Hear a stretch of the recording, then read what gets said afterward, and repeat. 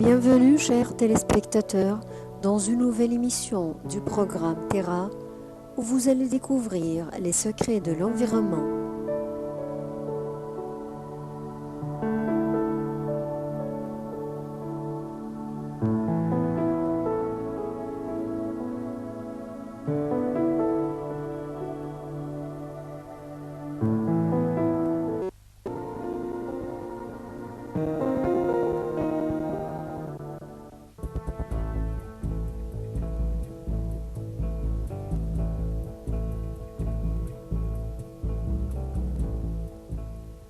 À présent, une tournée dans la presse écologique locale et internationale.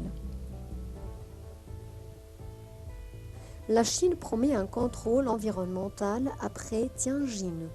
Les autorités chinoises ont annoncé vendredi 28 août la mise en place d'un système de contrôle continu de la pollution liée aux de puissantes explosions qui ont provoqué la mort de 145 personnes dans un parc industriel de Tianjin, ville portuaire du nord-est de la Chine.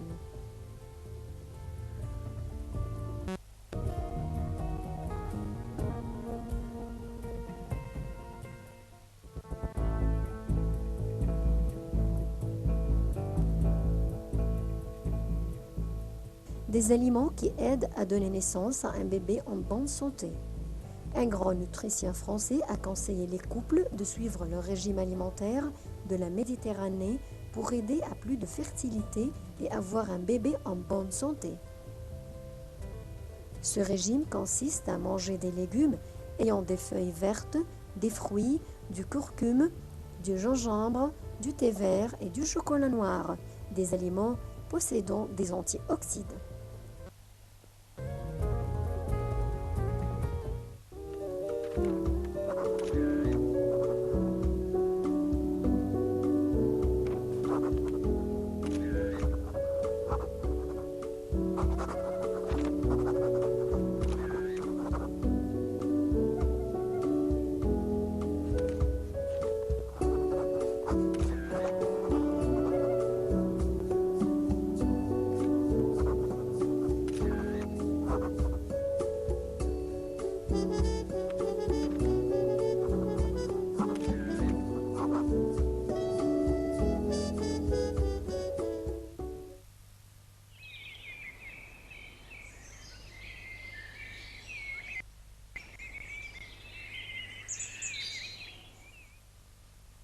Washington a été ravagé en mois d'août par les pires incendies dans son histoire. Des milliers de pompiers, de soldats et des volontaires sont mobilisés. L'impact économique promet d'être lourd. L'État de Washington, dans le nord-ouest des États-Unis, est ravagé par les pires incendies de son histoire. Des milliers de pompiers, de soldats et de volontaires sont mobilisés. Des pompiers australiens et néo-zélandais sont arrivés en renfort. Ce sont les pires feux que l'État de Washington ait jamais connus. Situé dans le nord-ouest des États-Unis, il fait face depuis plusieurs jours aux incendies les plus ravageurs de son histoire, avec quelques 200 habitations détruites et 12 000 autres menacées. Des milliers de pompiers, soldats et volontaires sont mobilisés. Vendredi 20, le président Barack Obama a signé une déclaration permettant aux autorités fédérales, comme l'Agence de gestion des urgences FEMA, de porter assistance à l'État de Washington. Mais de l'aide arrive déjà de l'étranger. Des pompiers australiens, canadiens et néo-zélandais sont ainsi arrivés en renfort. L'épaisse fumée qui se dégageait de ces feux rageurs se voyait très clairement sur les photos satellites de la NASA. 16 grands incendies dans l'est de l'État, pour l'instant hors de contrôle, ont déjà dévoré plus de 280 000 hectares. Les 5 feux les plus importants, ceux de l'Okanagan, s'étendant sur plus de 104 000 hectares, soit 10 fois la superficie de Paris. Les autorités sont encore loin de les avoir maîtrisés et ils devraient continuer à brûler pendant les jours à venir. En 2014, l'année jusqu'alors considérée la pire dans l'État, 170 000 hectares avaient déjà brûlé, au moins 70 importantes forêts font rage dans certains États de l'Ouest américain, dont celui de Washington, ainsi que dans l'Oregon, l'Idaho, de Californie et de Montana. 30 000 pompiers sont mobilisés pour tenter de les maîtriser. L'impact économique promet d'être lourd.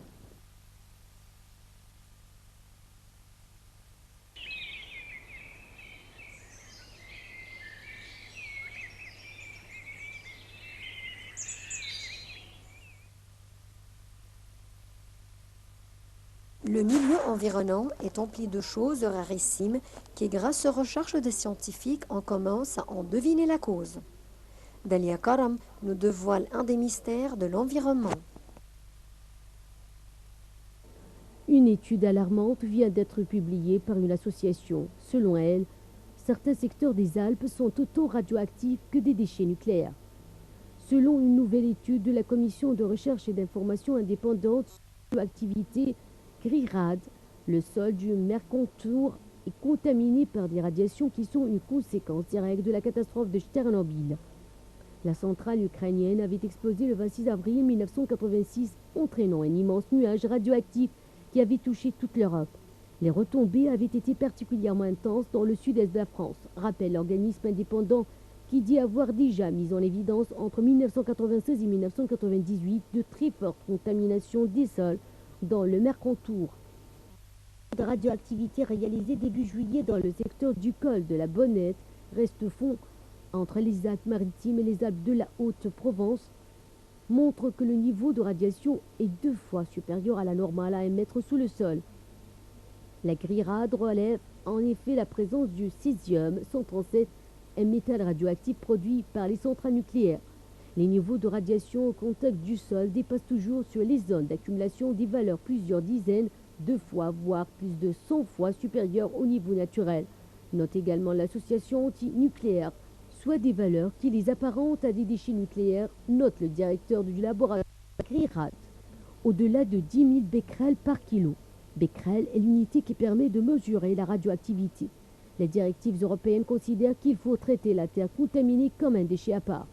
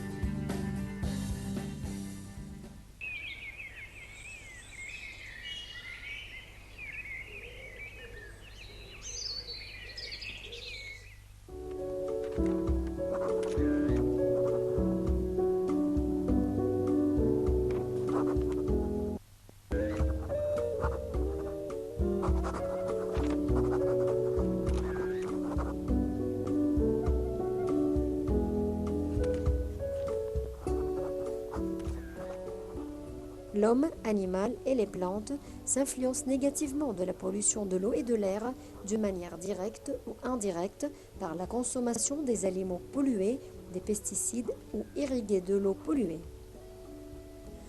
Ces pollueurs diminuent la quantité de lumière nécessaire pour la photosynthèse des plantes.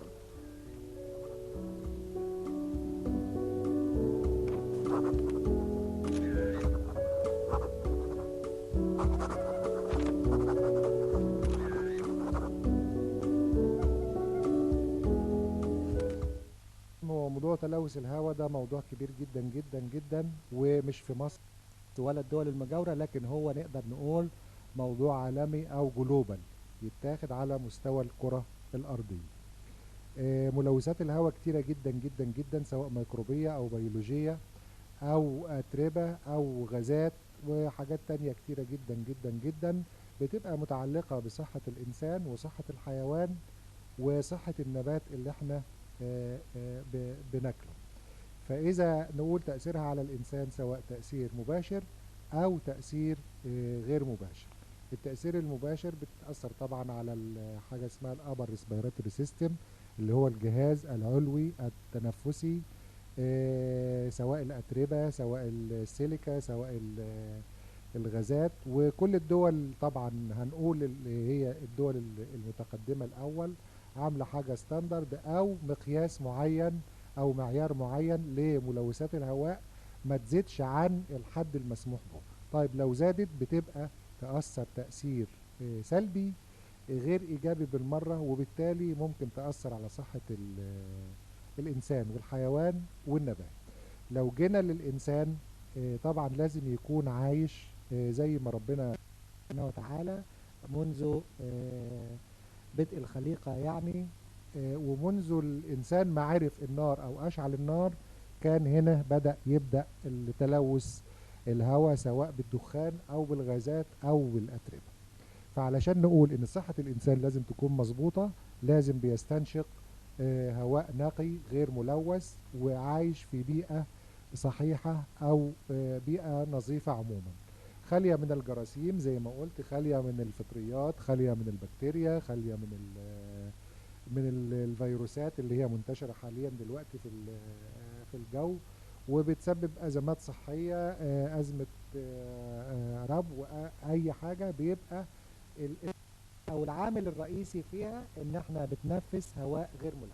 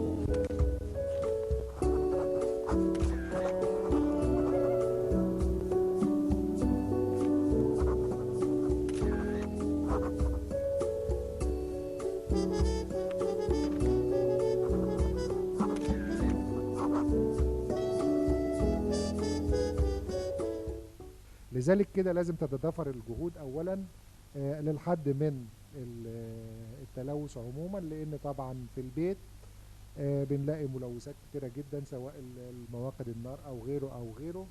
بالنسبة للشارع بنلاقي المرور، ودي مشكلة خطيرة جدا جدا جدا، لأن معظم العربيات لو جينا على مستوى القاهرة الكبرى أو مستوى مصر عموما يعني معظم العربيات عوادم غير متحكم فيها جيدا أو بتعمل بتكنولوجيا قديمة. فالواجب علينا طبعا لازم يبقى فيه تطبيق القوانين الصارمة اللي هي تحد من الحاجات دي، زائد التلوث الصناعي وخصوصا اللي هي المناطق العشوائية اللي بنجد فيها السكني والصناعي والزراعي مرة واحدة. اللي بيبقى إذن السكني بيتأثر بالملوثات الصناعية سواء من أتربة اسمنت أو بتروكيميكالز أو فلترايزرز، حاجات تانية كتيرة جدا جدا جدا، أو صناعات تقيلة زي الحديد والصلب، حاجات كتيرة جدا.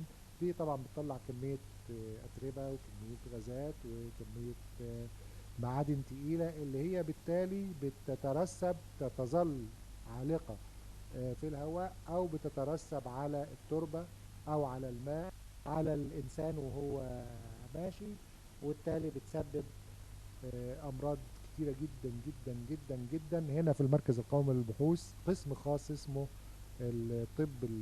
قسم طب الأمراض الصناعية أو قسم طب الأمراض المهنية. هم الناس دول احنا بنشوف مقادير تلوث الهواء قد ايه، وهم بيبدأوا يدرسوها على على صحة الإنسان.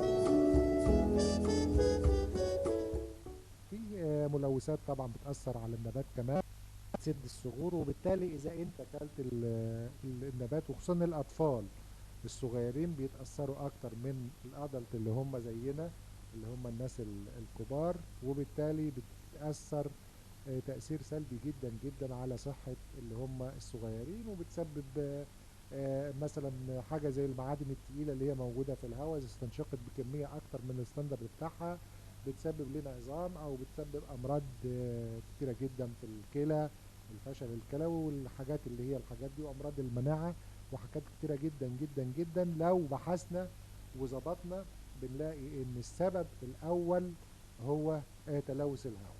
طيب كيفية الحد من تلوث الهواء وإزاي نعالج المشكلة دي؟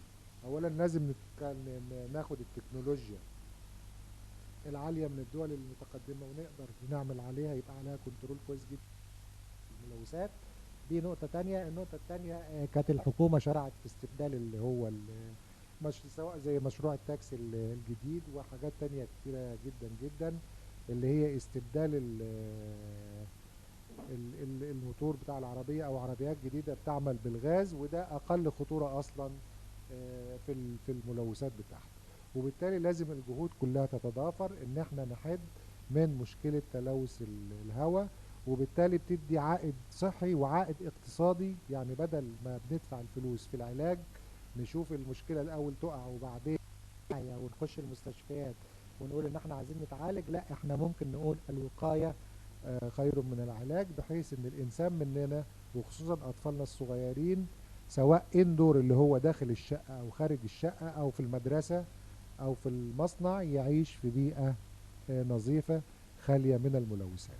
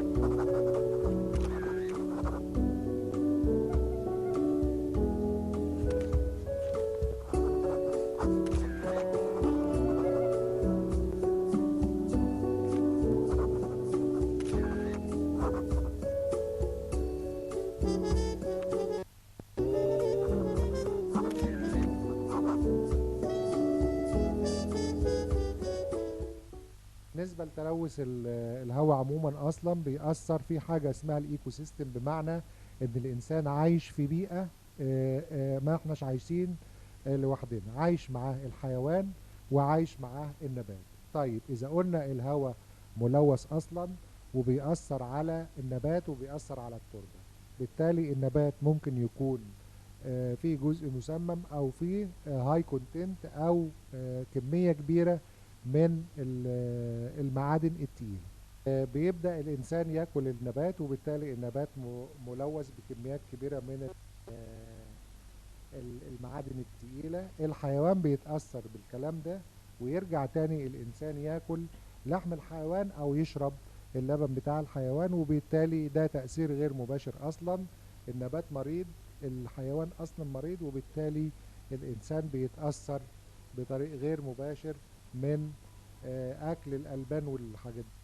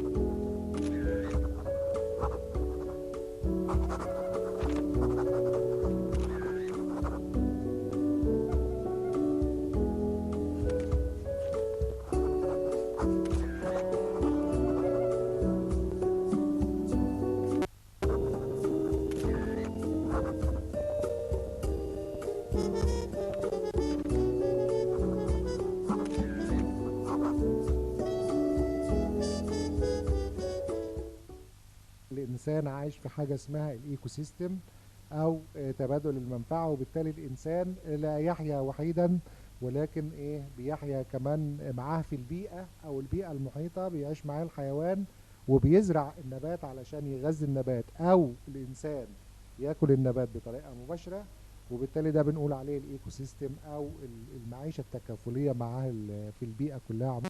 فنرجع لتلوث الهواء. إذا كان الهواء أصلا ملوث، بالتالي بيأثر على الحيوان وبيأثر على النبات.